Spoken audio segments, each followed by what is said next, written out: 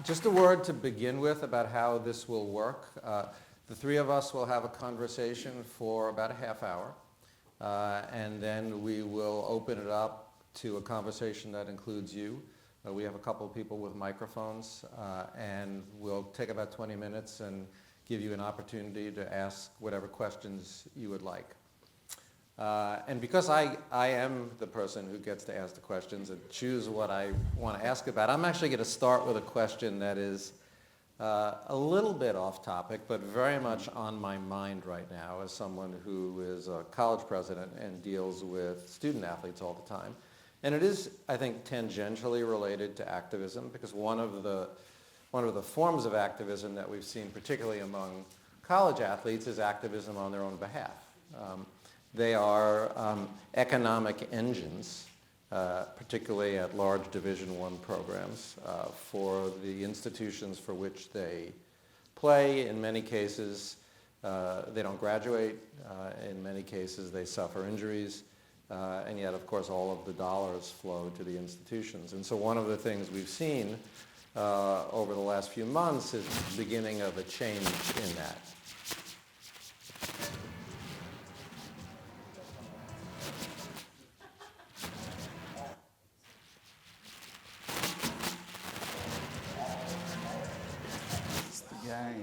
It's the game. Is my microphone still working? No. I heard yeses and nos. Thursday night football is on, obviously, in the background. The NCAA coach. Right. They are everywhere. I think it is on now.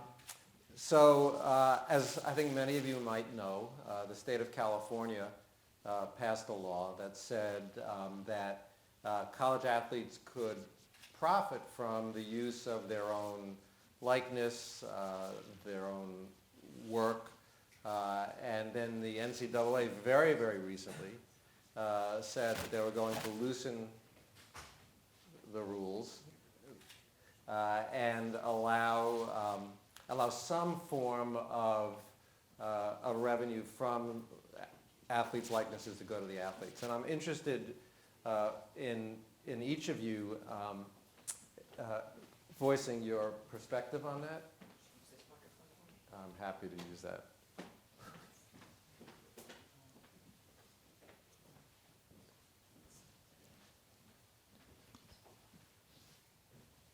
Is this on? Okay. Now I feel like a lounge singer. I'm interested in the perspective of each of you on this, and you're actually sort of coming at this from very different angles. Todd, you're working right now in the premier professional sports league that obviously takes in a lot of the premier athletes from Division I, and Donnie, you are looking at this from the perspective of an athletic director at a Division III school. So maybe Todd, will start with you, and then Donnie, just getting your take on this. Well, that's an interesting question to start, because I think it does segue with sort of the activism question and the platform that has sort of quadrupled the opportunity for people to get their message across. If you look at this kind of dynamic that's happened in California with images and licensing, and the individual college student athletes benefiting from that, it wouldn't exist if you still just had the alphabet television stations broadcasting college football on Saturday. I think the platforms are what's driving it, the social media platforms, the technology. I remember, I've got a number of kids that grew up playing video games, and I remember how heartbroken they were when EA Sports took the college game off the market because, the schools weren't sharing in the profits from using the school likenesses and individual athletes' images. I think it's a sea change in terms of the economic opportunities for the students, and I think it's something that was inevitable. The NCAA has been struggling with student-athlete phenomena for years, and it's not lost on anybody how much money, particularly the BCS, I'll stay in the football world, BCS schools are making off of their student-athletes with a high quality of play and a voracious fan base and television contracts, whether it's the Big Ten Network or the SEC Network, there's lots of money in college football. And people are realizing, in part because they have to stay there for at least 2, sometimes 3 years in order to qualify to move up to the NFL, that they're kind of stuck. The dynamics are different when you talk about the NBA. And their player base, their rosters are smaller, the kids don't have to, they don't even have to go. Down the road, it's coming to, you don't even have to do a one and done year anymore. So it's a different dynamic, but for football, there's definitely oodles of money being made and a dynamic where people do not feel that the kids that are playing the game are benefiting in the same economic way as the schools are. I was heartbroken when they stopped making NCAA You college remember that. football because I could create the Springfield College pride and make myself slightly better than average. And back then, as a Division III student athlete, we knew that there was some money being made at the Division III level, but when the numbers and new contracts were signed and you found out that the NCAA tournament was an $11 billion contract, and several years ago you had a basketball player by the name of Shabazz Napier played at UConn say, "I can't afford to get a sandwich at night if the dining hall is closed."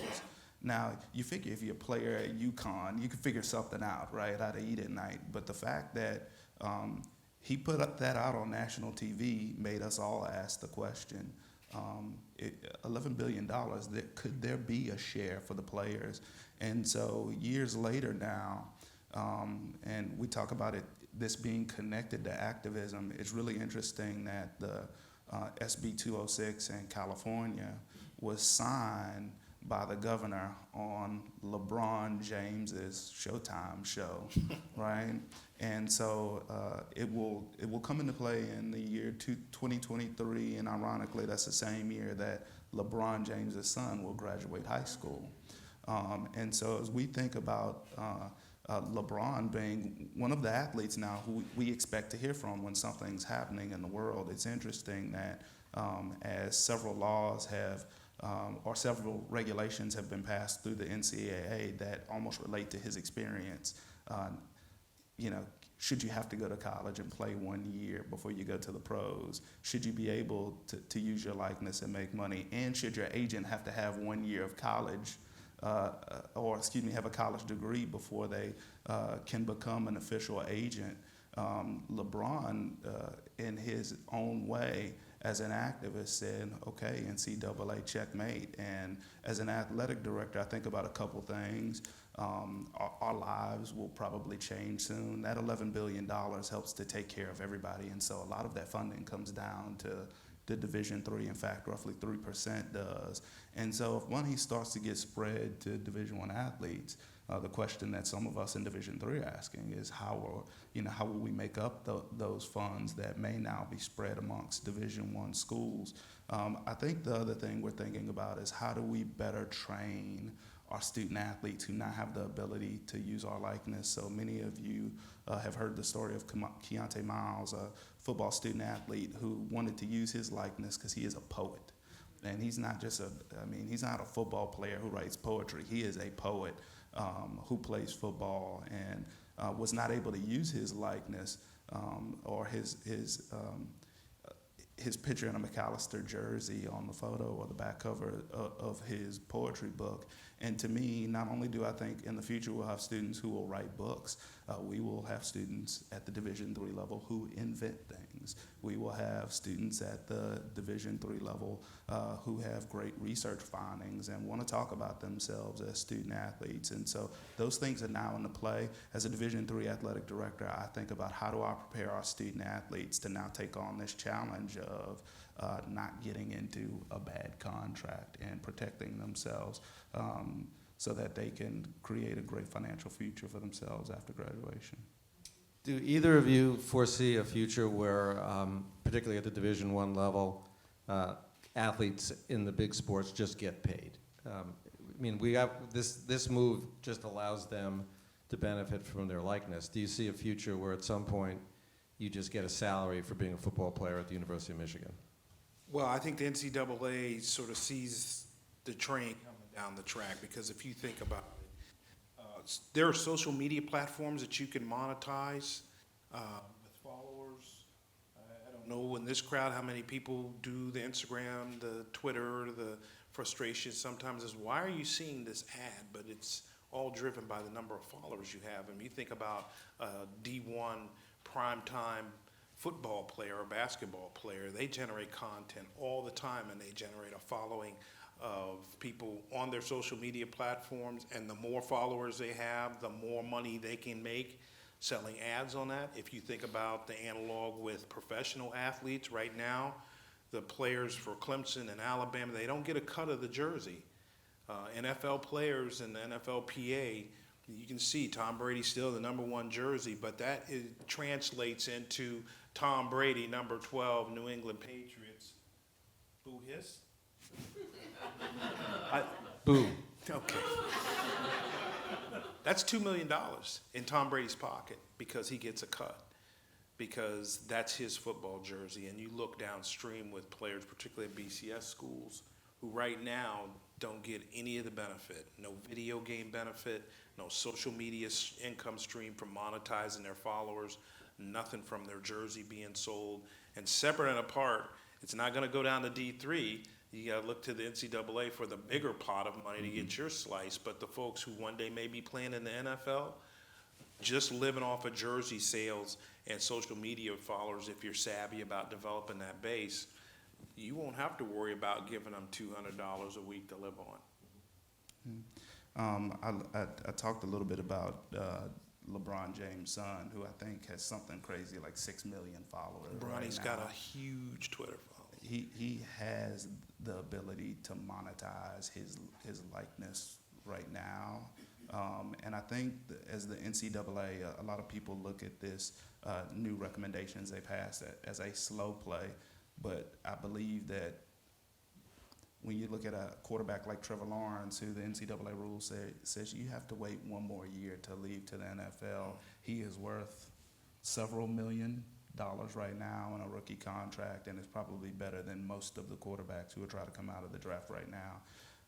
I do think that the conversation, they're all cyclical. We will talk about the schools, and for those of you who don't know, outside of Macalester football, there's this Power 5 schools and these large conferences who have large TV contracts. We're not into Power 5? No, we're just outside of it. We're like the Power 21 or 22, I think, but just outside, the Power 5 schools could essentially break off and create their own thing. But at that point, I think we need to start asking some hard questions. Are we really about academics, or are we really a minor league system?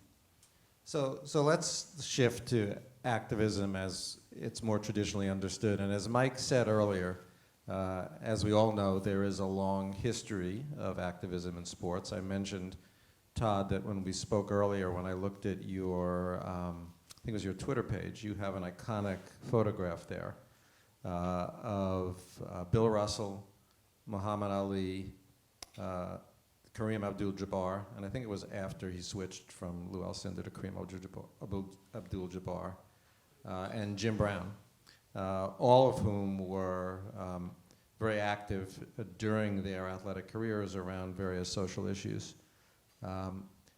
All of whom are, to one degree or another, lionized today for doing that, particularly Ali, but certainly Russell and Jabbar.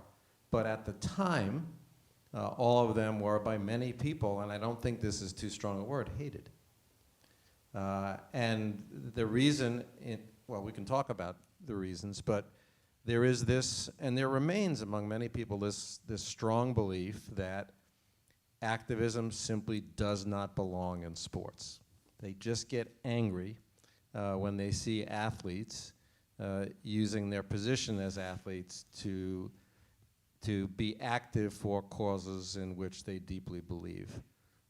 Why does it provoke such a visceral response in so many people? Why do they get so mad when a prominent athlete takes a strong position on a divisive or controversial social issue? Because you're stepping on the game, man. We just want to be entertained. I'm reminded, I was thinking on the train down here, it's like, how many of you saw Gladiator? Yeah. That's, football is a gladiator sport. And if you think about the moment and the premise of that whole movie and the advice that he got about using the platform of the Coliseum to push a political agenda, then you take that and analogize it to what's happening now. You've got all those eyes on you, not just butts in the seat in the stadium, but on a variety of media platforms. And you take that moment to make a statement. And I think the reason that there was such a visceral reaction to what Colin Kaepernick did a couple of years ago was twofold.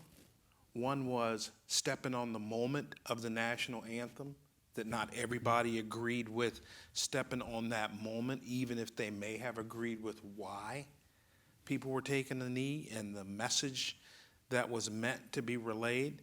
And it was exacerbated times 1,000 by a tweet from the President of the United States, who hijacked the moment for other reasons. And then it morphed into not a statement about social justice in African American communities and police relations in those communities. It was morphed into disrespect for the military because it was the moment. It was morphed into disrespect for the police, who can be a very defensive and insular community. Believe me, I spent most of my professional career in law enforcement, so I've lived on cop world and understand where they're coming from. And all of that was compounded by the fact that the NFL is a business. And I think that year the league had an 8% ratings drop. They had drama with their official sponsors pulling out because of people being perceived as stepping on the moment for reasons that had nothing to do with their original idea of using that moment. And I think that encapsulates the challenge with athletes in some sports taking the moment and using it for a cause purpose other than playing the game. It's more difficult when you're talking about a team sport than an individual sport. I think that, that picture that I have is there for a reason. Is Muhammad Ali. It was his prosecution for changing religion and being prosecuted for draft registration and the support from other prominent black athletes. And if you think about their platforms at the time, you had this convergence of the civil rights movement. You had some very prominent people, and there's a comfort space during those times. It's okay for you, Jim Brown, to be on the football field, but don't talk about the civil rights struggle in Mississippi. Just go out and play ball, boy. Kind of dynamics going on there. And so nowadays, the platforms in the moment are amplified because of technology and the media. That's a photograph that might have been in Life magazine, but it wasn't Walter Cronkite news story. It was, so the view is limited. 60 years later, you can sort of say, man, that was a great statement that they made. But at the time, unless it was in Life magazine or Walter Cronkite was talking about it, nobody knew. Donnie, how do you think about it in relation to, as you said, we've seen some of this at Macalester, women's soccer team, football team, not a lot, but some. How do you, we've seen a lot of activism at sporting events and in some cases on the part of our athletic teams around issues of sexual violence and the way it connects with athletics. How do you think about it as an athletic director? What challenges do you see, and then what teaching opportunities do you see? I'll say, as an athletic director, you come in and you want to manage sports, you want to hire great coaches, you want to build a culture of excellence. And, I came into Macalester and I knew activism was important, but I did not know it was our 22nd sport. And you can get a letter in activism at Macalester. And as I think one of the first emails I got this fall was from a parent at a school in Iowa who was upset about our women's soccer team kneeling. And on our soccer team, about Yeah, I got that same thing. you got the same thing, right? So on our soccer team, about 3/4 of the team takes a knee, and the players who don't take a knee, you'll see players standing up in between the players taking a knee, and they have their hands on their shoulders. And last year, our soccer team articulated a statement to the community that says, although we don't agree on everything, we are together in solidarity and with the community and with our community members who are facing challenges, and particularly our Black community where we're seeing young men dying. And it said a lot to me, and I forwarded the message to that parent, and I said, I hope you'll take a minute to read this, because our students, activism is important here, but our students have a message, and no matter where you stand on an argument, I think we should all be open to hear the other side. So I will say, as an athletic director, I find myself changing every day and growing every day, because I can't tell a student how they should show their activism, right? My goal is to support them and let them know that they're heard. Now, obviously, I'd love for them to come and talk to me and say, Donnie, this is what we're thinking about, but that's not always the case. But I think people have a really hard time with activism because ultimately they are afraid of change and to deal with the tougher issues that exist in our society.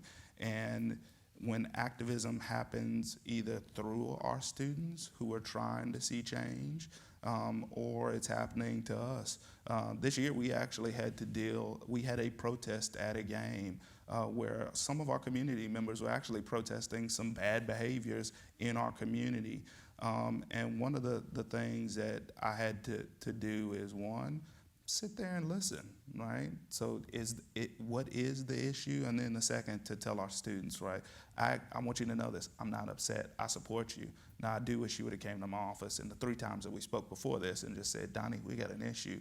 But how do we work together to solve these issues? And that I'm convinced that there are some people, no matter how much they know that there are actually really real challenges. I grew up in 3rd Ward, Houston, Texas.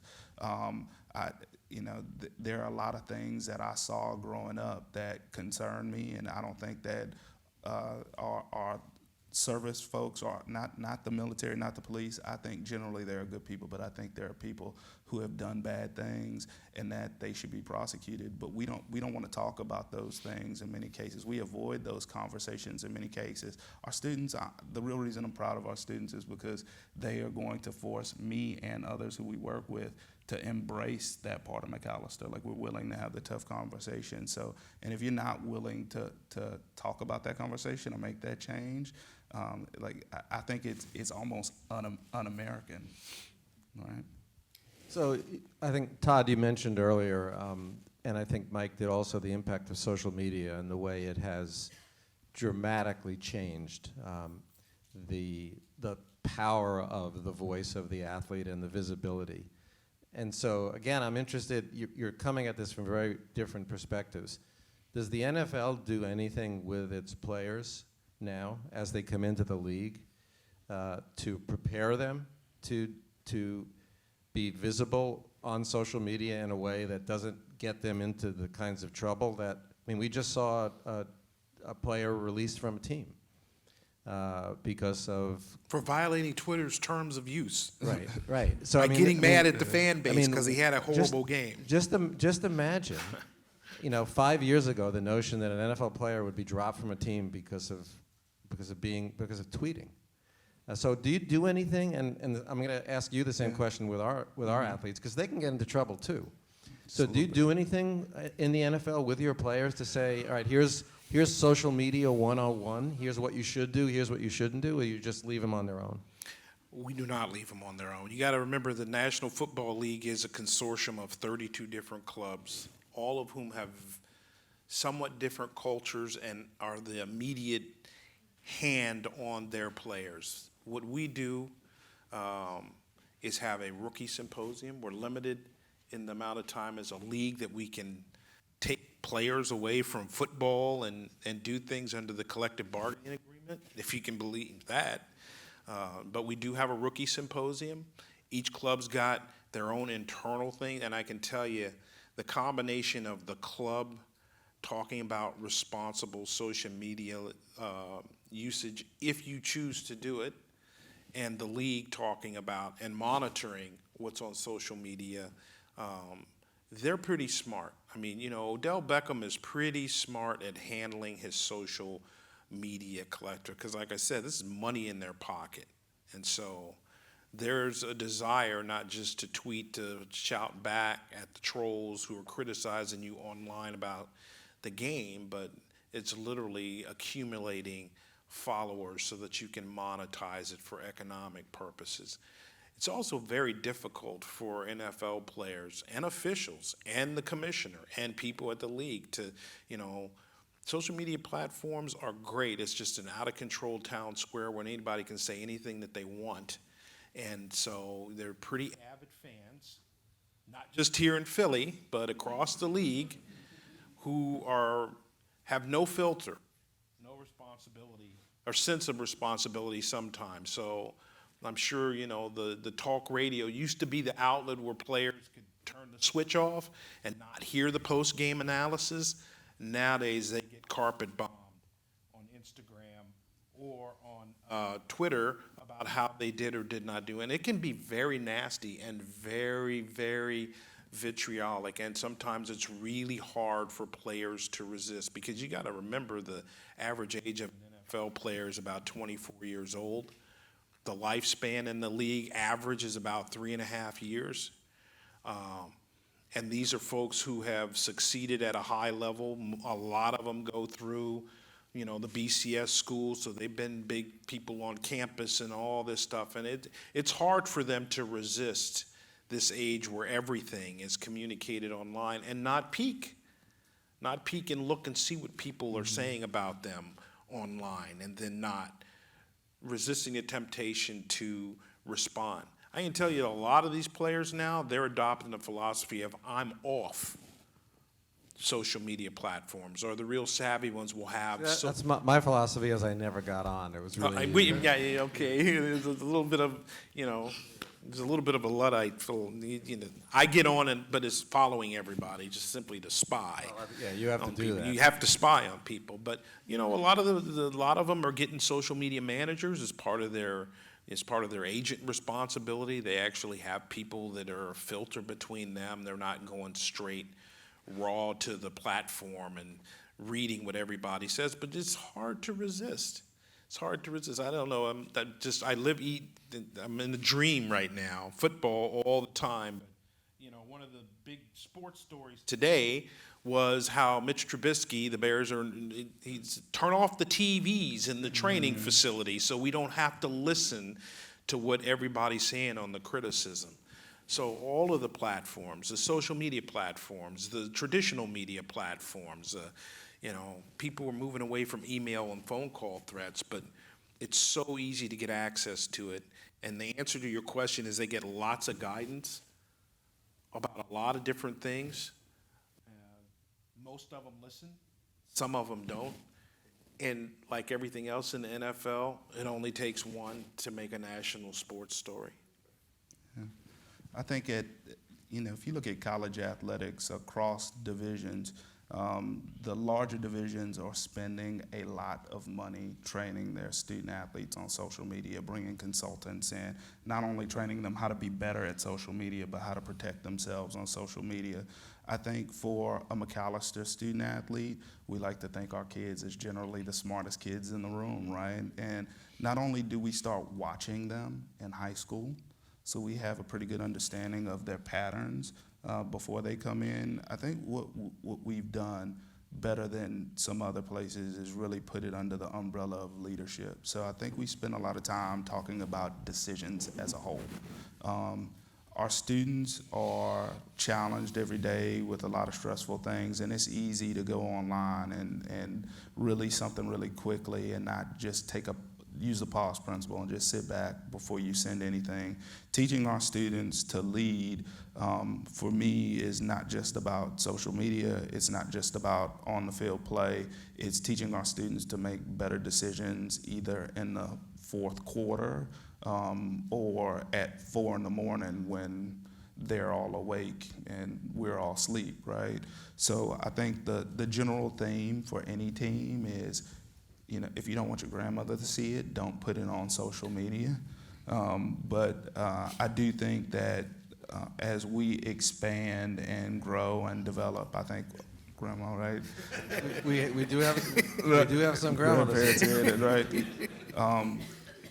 We have to be more intentional about the work that we're doing with our student athletes, because although they are not watched as much as Division I student athletes, I think what we're finding is, and I'll just give you a brief story. I was interviewing for the job at Macalester, and I get to my office, and on my desk is a picture, an athletic director's magazine, right? Athletic management magazine, and there's a picture of a Macalester football player, and I said, this is a sign, right? And it was one of our students who was doing some great work around sexual violence prevention. And at that moment, you said, if Macalester can show up on the cover of a magazine like this, our students have real power. And so I think, although we may not have the resources of a Division I school, we could do the really simple things to help our students get better at their decision-making and the way that they post. But we also can be much more intentional about the work that we do. Let's talk about the NBA in China for a minute. I know this makes Todd happy. Yeah. We were off the radar for about 2 weeks, man. So, I mean, what a cynic might say, and I'm not saying I'm a cynic, but for a long time, the last several years certainly, and certainly since the Kaepernick story blew up, the narrative has been the NFL is sort of the repressive league. The NFL doesn't allow their players to be socially active, whereas the NBA is the progressive league. They allow their players to wear Black Lives Matter shirts during warm-ups and to be active around social issues on social media. The cynic might say that that was just part of their business model, that each league has a sense of its audience. The audiences for the two overlap but are different. And each league came to a different conclusion about the best way to monetize their product. And the NBA's was social activism works for us. And then they got to China. And LeBron James, who has been invoked multiple times and who has been justifiably praised for taking a lot of positions on social issues, as soon as, some might say, as soon as his own profitability in China became jeopardized, suddenly took a very different position. We shouldn't be talking about issues that we don't know a lot about. So are the cynics right? I mean, is it all at the end of the day just for these big leagues about the product, and the two aren't really very different? Cynicism is a strong word. I think in this instance, it's realist, because professional sports leagues are businesses, and businesses with the model that we currently have in place are driven by eyeballs on screens and people who will pay money to the leagues, big sums of money, big blocks of money, without taking on the liability of selling airtime based on the ratings. I know the NFL is very sensitive to ratings because that's how they monetize the product. They don't make billions of dollars from butts in the seats on Sunday. They make their money. We make our money from eyes on screens, big and small. And the NBA model is the same way. And so I think it's not cynical to think that in the end, people are going to work against their own business interest by jeopardizing the economic model of their business. As much as people may like to see the pure athletic competition sort of without any kind of messaging on any other issue other than the play on the field, that's not the reality that we live in. It's not the reality for the athletes who feel compelled to grab certain moments to make a statement about something that's near and dear to their heart, and it's not the reality with people who have equity in teams and contractual relationships and are looking to maximize the monetization opportunities and make decisions on that. In jest, it was very interesting to see the reaction of the NBA with just a little bitty thing that morphed on social media where a statement was made about Hong Kong by an executive and the hammer of the Chinese government coming down. And, we at the NFL were like, yeah, we were thinking about that market, but that ain't gonna work for us. Because for the NFL, it's all about the games. We have a hard enough time dealing with the time lag in London for the games in prime time or in real time as compared to, the NBA and the development of the Chinese. There's a lot of other economic things that they can do, so the business model is different. They got hurt on that. If the Chinese government says NBA out, that hurts them. Multi-billion dollars. Yeah. Multi-billion dollars, and that's not because they have a franchise in China. It's because basketball is very popular in China, and American players go there and they have Chinese basketball leagues and they understand the game and they enjoy the game and they watch a lot of NBA, which equates to a lot of eyeballs on screens during the NBA season. That's not the same vibe for the NFL. So we were glad to be off the news map for a couple of weeks. We'd rather stick with this as the 100th season. It kind of seeing what Daryl Morey went through. He's a general manager of the Houston Rockets. It makes you appreciative just to be a Division III athletic director, right?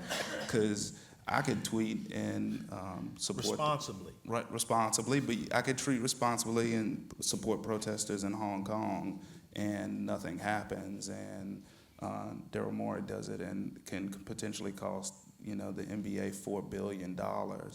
And so LeBron's name comes up so much because, in 2000, I think it was 2012 when Trayvon Martin was killed. He was, I think, with the Miami Heat, and they were the some of the first to put on the hoodies. And then Eric Garner was killed. And then, there was incident after incident, and he seemed to be the person to use his voice. And so folks who grew up in my era, who saw Michael Jordan be the best to ever play the game, we didn't see Michael do those kind of things. And so I believe there was kind of this void, and LeBron began to fill it. And so I do think that being kind of the figurehead of players in the NBA and the best basketball player in the world, everybody was looking for a statement.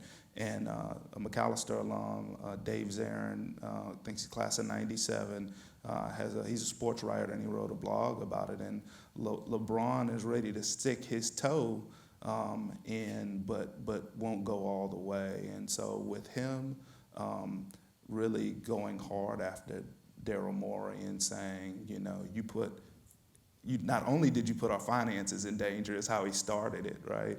Not only did you put our finances in danger, but you put our lives in danger. I think that concerned a lot of folks who expected him to take a stand for human rights across the world. And so that goes to answer the really big question, like, does activism belong in athletics? And it's yes, and sometimes, because we need our athletes to actually be educated about the issues that they're speaking about. And I think one of the great points that's made in Dave Zarin's article is, if LeBron would have taken the stance that Muhammad Ali took, we could be really happy with LeBron and just say, we have a lot of human rights issues that we're still trying to solve in our country, and I'm not quite ready to comment of what's happening, about what's happening in Hong Kong. But to say, I think his article said, to say that we're having a tough time, right? Like, the protesters are having a really tough time, right? So sometimes, and I think that's our responsibility to say, and to educate our athletes to say, before you tweet again, you should probably think a little bit harder about it. And I wondered at that point, who is supporting him with his tweets, because that was kind of presidential. You know, he made a statement and a follow-up tweet, and it just, I think it wasn't And good then, enough. and then he said, I'm making no more comments about Comments, this right. subject. All right, well, we're going to open it up now for questions. And so we have, see, Katie and Aaron each has a microphone. And so if you have a question, just raise your hand. And Teresa has a microphone.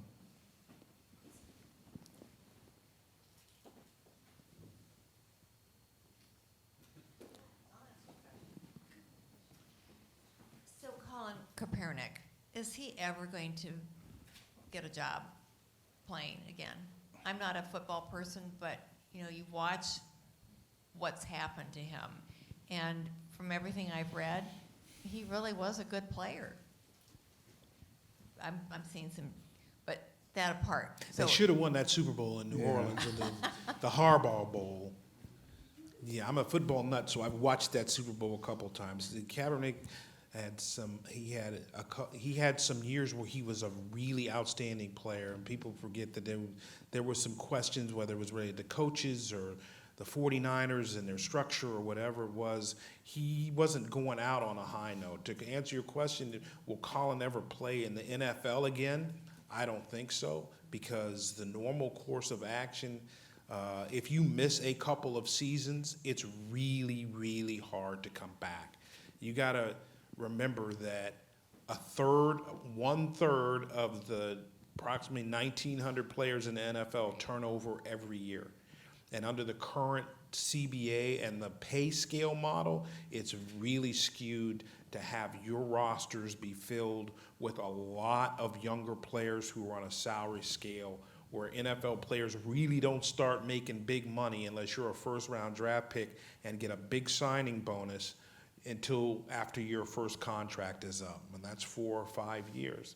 And in that dynamic, if you're going to spend 30, 40% of your salary cap on a quarterback, one player, then you don't have the budget to fill it out. So there's lots of dynamics. If Colin's interested in playing in the XFL, I'm sure that they would love to have him playing for a team in the XFL. If he wanted to go to Canada and play, he could play. He's got 2.4 million Twitter followers, and he is posting training videos every day about how he's ready. I actually think his position is stronger not going back into the NFL. I would agree with you, because Donnie, the competition is tough, and even though you got Matt Moores, you got a lot of people who are like career backups. I think one of the things that would happen, he settled his collusions. So if a team could sign, they're free to sign him if he wants, but I think his agents aren't pushing so hard, because the worst thing for Colin Kaepernick is to now have all of the equity that he built up as an activist diminished the first time that he puts on an NFL team's uniform and has a crappy game. Poof. 2.4 million Twitter followers are going to say fraud. Did it for the check. So he's committed to a life of activism. Maybe you should give him an orange M. I wish he had You can letter it eligibility. activism from Macalester. So, Donnie, I'll direct this to you. Macalester students have had a long history of being activism and finding things to protest, which usually isn't hard, both off campus and things that are on campus. Being a Macalester, Really? I never noticed that. yeah, being a Macalester student is a challenge. Being a student athlete adds another level to that. And so to think about a student athlete that wants to be engaged in a protest, whether it's on campus or whatever, what are the kinds of guidance, resources, et cetera, that you provide to your coaches and your staff to help them deal with these sorts of decisions, manage their time, and still be outstanding student athletes? Yeah. I think that is the hardest challenge we face in Division III athletics at rigorous academic Division III institutions is helping our students find balance. But it's also the same thing, like when we recruit a student, we recruit them to MAC and actually tell them they have the ability to change the world. And some students don't know what that means yet, right? They're still trying to figure it out. They're like me on their woke continuum, and they're just getting a start in activism. But I think what we do is support it. I think our coaches are outstanding with, if there is anything that we consider to be academic, you have to go.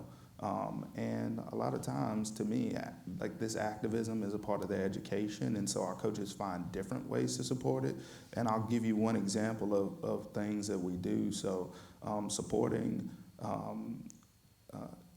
issues of supporting issues of sexual violence prevention has become something with Title IX, as we hear more about now. It's not about equity in teams.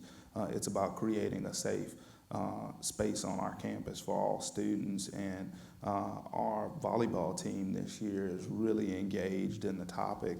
And so we work with a local community organization to hold a sexual violence prevention game, and raised over $700 in one day for that organization. So every dollar donation added up, every T-shirt they sold added up, every concession stand proceed went to that organization. So if our students find causes that are really important to them, our job is to support them, but also to ensure that they're workable and real. And the biggest challenge in that is to help them with the plan.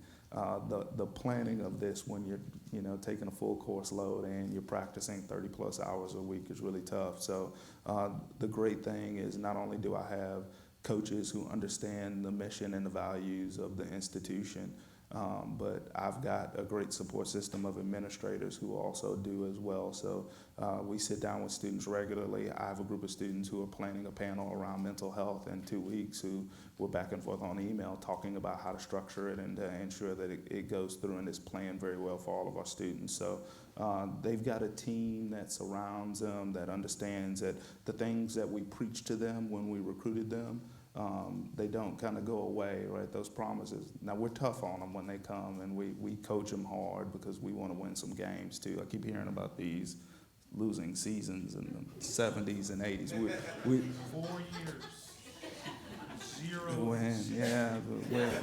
So I tell them we want them to win it. We want them to win in all areas of their lives, and that includes, in many cases, activism.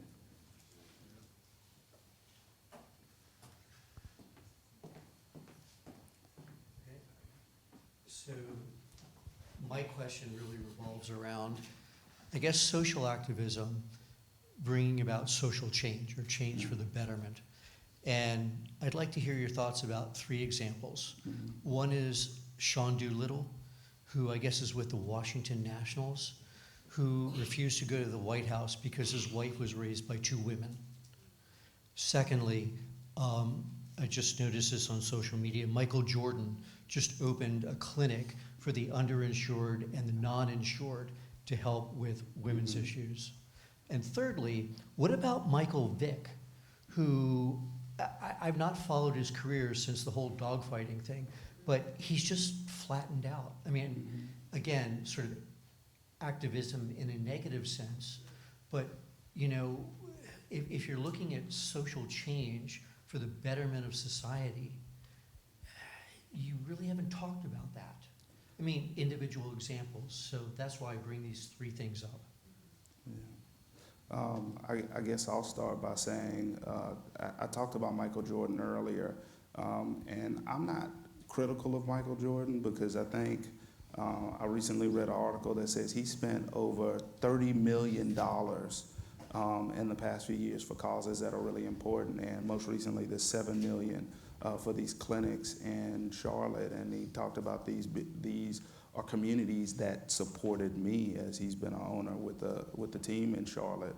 I, I do think that there is room for us to still grow in many ways in our role as activists, and that's me included. So not going to the White House is one that many folks and athletes have taken on and protested by not visiting under this administration. But I think the one that we haven't talked about tonight too that's happening is I look at the women who are activists, and they're pushing the limits a lot further than our men right now who are activists, because not only are they fighting issues of social justice, I mean, they're digging deeper into racial justice, reproductive justice, and so those tangible things that they're doing, like I know a couple years ago, one of the, I think it was the Seattle WNBA team led by Breonna Stewart, did a fundraiser for Planned Parenthood before the game, and to help people understand that Planned Parenthood is not about abortions, but it's about the reproductive health of women, and we need to support that in so many ways. But the way that they're fighting for to close the wage gap in sports, and I don't think a lot of people know this, but well, we all know that right now women's soccer and women's tennis are just kind of, in the USA, we're much better than that. And the fact that the pay is so far off, I think it was Venus Williams, like around 2013, she fought to close the wage gap at Wimbledon. And so you're wondering how in 2019 is the wage gap not closing when the women's team is so much better than the men, and they play a few more games, but they generate more revenue than the men at this point. So I think those are a couple things that we haven't got to today. But I think there's a lot of ways and methods for us to be great activists, and it doesn't mean we have to go stand in the middle of the field or stop the game or kneel for the anthem. There's a lot of ways for us to do that, and I respect Michael Jordan a lot for actually focusing on his craft, but taking all of taking the resources that he used by becoming an expert in his craft to make social change that could impact and will impact both he and a lot of folks for the rest of his life. You want me to talk about Michael Vick? Go ahead. He's on Fox Sports 1 almost every other day. They like to show Michael as the ultimate redemption story. He did have a career after he served a prison sentence.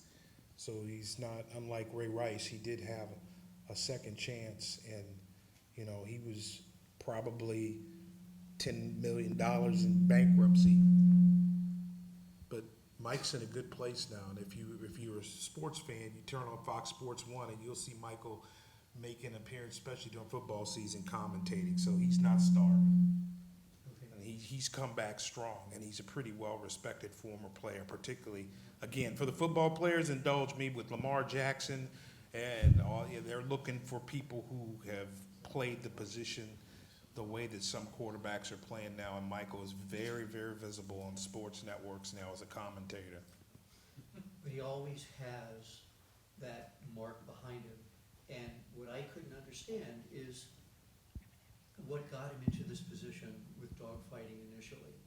I mean, it was the wrong thing to do, but something happened. I'm glad he's come back. I don't follow it. I don't really care to. But the simple fact is, can he ever really get beyond the whole prison thing, the dogfighting thing, and the, let's say, unethical issues with animal rights? Within the sports community, he's had a full comeback. Really? Okay. Yes. Great. Yeah, and I would say in Philadelphia, yes, people who live in Philadelphia follow. It was Jeffrey Lurie took a big, bold stand. And Andy Reid, who has a history of. And I think people in Philadelphia really respect Michael Vick. So I want to bring this back to students rather than stars. And actually that star issue is one of the things I want to address. With the new possibility that students will start being able to get money for their images, etc., a couple of dynamics are really going to shift, because we're talking still about the star students. And then there's that dynamic within a team where some people are raking in some money and the rest aren't. So that dynamic is something that has to be dealt with, much less the 20-something factor of which, you know, particularly young men, you know, this isn't all working as quickly, and so you've got suddenly a pile of money coming in to kids that are still just figuring out what the hell is going on in the world and how they're fitting in. All those dynamics are going to be really impactful. So how are you, particularly Coach, how are you thinking about that in terms of being able to help guide, or where you see some landmines that will need to be, you know, sort of thought about to prevent divisiveness and the inequality and those kinds of issues, which of course, particularly at Macalester, are important. Yeah, it's really hard to predict the change because we've got legislations from states that are passing, we've got recommendations from the NCAA that are passing or that have been provided to us, and they're saying Division I, Division II, and Division III. We want you guys to think about this and kind of start to figure it out. And as you just kind of try to look into your crystal ball and say, yes, we're going to have some issues, and there are going to be some students who benefit more than others. I think one of the things we've all talked about before is the California schools are passing this law now, and there are some states that say we don't want to play the California schools anymore because they're going to have a recruiting advantage by having this bill that's passed that allows students to have a likeness. So they have access to the best players first. But you know, as if I could look into a crystal ball and say, you know, what I think is going to happen, one, we are going to look drastically different in our athletic department, and we will be providing a different set of services. So I can see for your athletic departments, if you're a fan of any of the many Division I schools here, many of them already has someone in the athletic department who, like a IMG, who works with their branding and their likeness and puts ads in as many places as they can across their stadiums and their gyms. There will likely be an agent in athletic departments helping our students negotiate their contracts. I believe we have to be able to protect these students if we're going to provide them access to the money. I also don't, I think the problem is too hard to solve, and therefore I do believe that we will be kicking this can down the road and learning on the fly. But what I can tell you— That's another sport we're really good at. Yeah, right. What I can tell you is at Macalester, because of the amazing things that you all do and you know our students to do, there's no telling who, you know, will come out of this on top. And I think at Macalester, I think we'll actually also, in some cases, be really excited for our students who, you know, write a great novel about, you know, Macalester's footballs or women's basketball's rise to dominance and how that happened. I think it's something that we will be proud of, and I'm having a hard time seeing how our students— and I know we're not an institution that looks at ourselves as like this corporate entity. I think our next president's problem is what happens when we do amass large sums of money and our athletes are using the college's likeness. Is there a breakdown? Is there a share of that should go to the college? So I think there's a lot of interesting questions to come, but what we do best is kick the can down the road. So I think that answer won't be answered until 2023. So. Macalester has the luxury of kicking the can down the road. I think the NCAA's got some real challenges in front of them. And what Donnie mentioned earlier about the BCS schools that have networks, they are going to not listen to the NCAA very much. They're going to do their own thing. You'll get a balkanization of the big money schools with the big sports programs kind of doing their own thing, because in addition to the likeness and images and the pay-to-play phenomenon with student athletes, don't forget that there's also this other thing that's happened in the last 18 months, and that's legalized sports betting, which is spreading. and creating a whole different set of issues that may have been there under the surface in college sport, but they're way behind the professional leagues. I can tell you right now, the NFL is spending a lot of time and energy on integrity issues and setting up systems where, to the best we can keep track. And the legal sports betting, and it's growing, and it is driving a lot of fan engagement and creating a lot of financial opportunities.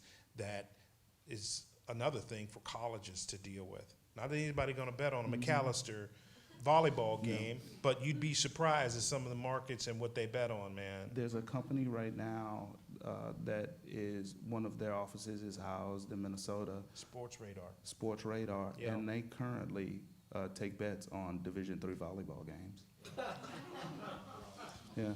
So in that same vein, you know, are these 20-something young men and women, are they gonna spike the social media with controversy in order to up their ratings? I mean, those are the kinds of things that, you know, could be really, you know, difficult. Controversy sells, and controversy gets you more likes. So I would say yes, that's. If it bleeds, it leads. You know, and the other thing is, you know, we've had a lot of discussion about social media as platforms for calling out issues or advocating for a cause. You know, you can't forget, and I'm thinking about life post-Kaepernick. Somebody mentioned Malcolm Jenkins, but I can tell you the Players Coalition and the commitment that they got from the league, and the thing that players, a lot of NFL players in particular, the good deed doing that's going on, that's very focused, very effective, that should be touted, isn't getting touted because nobody wants to. There's no click on a good news story.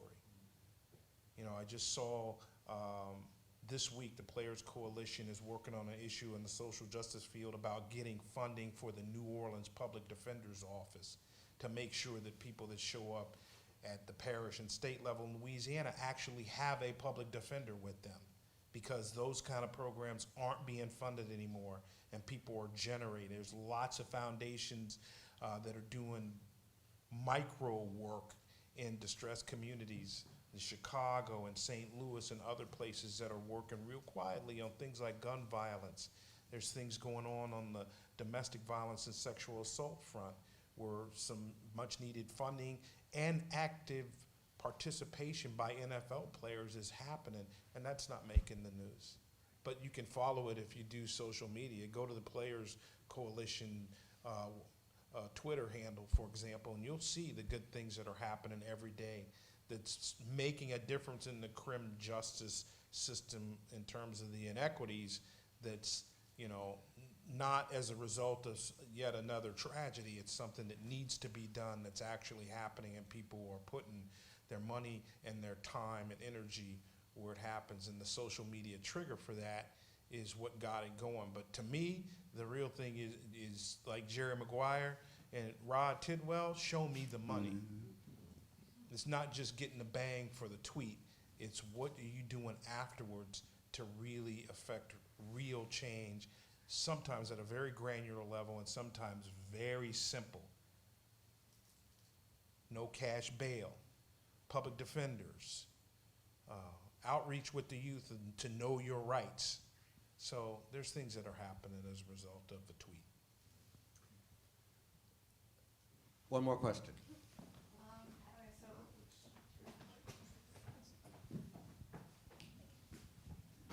So one thing that was mentioned earlier was that one of the reasons why people don't like seeing activism in sports is because people don't really go to it for that, and they're like there for the game and everything.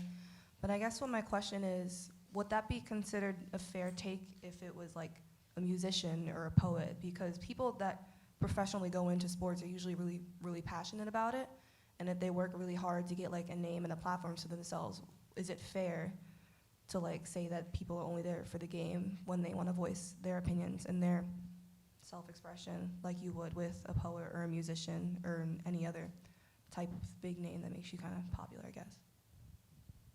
My initial reaction is what I went to before, and I think it sort of fits in with the phenomenon with the team. Some people standing, some people kneeling.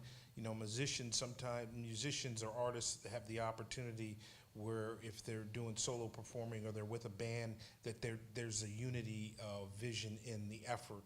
When you have a team sport and you don't have unity of effort or unity of belief in the cause, then that's where it gets a little dicey, because there are other people who aren't in sync with you for whatever reason in terms of the message. So for team sports, it may be a little more difficult.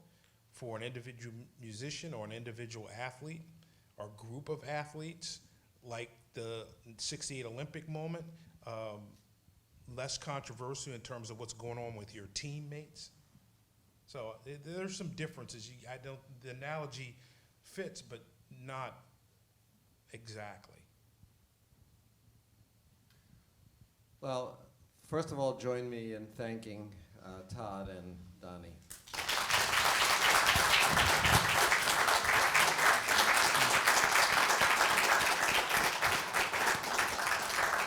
Alexandra, I'm going to ask you to come up and introduce yourself. And while you're doing that, though, I just want to come up. And I want you to introduce your grandmas while you're up there.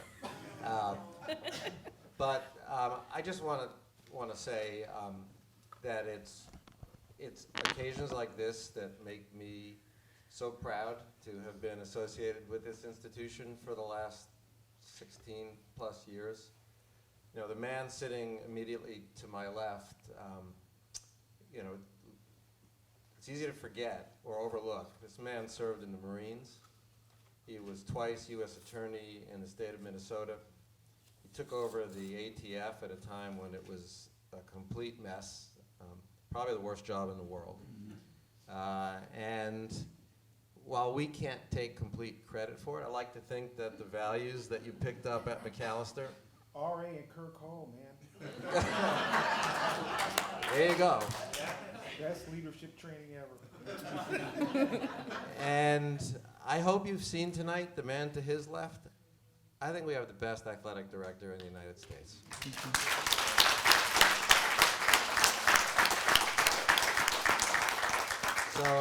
So the college that you all love has made an enormous difference in the world and is in really good hands. So I'm really proud of both of you. Thank you. Thank you. Thank you.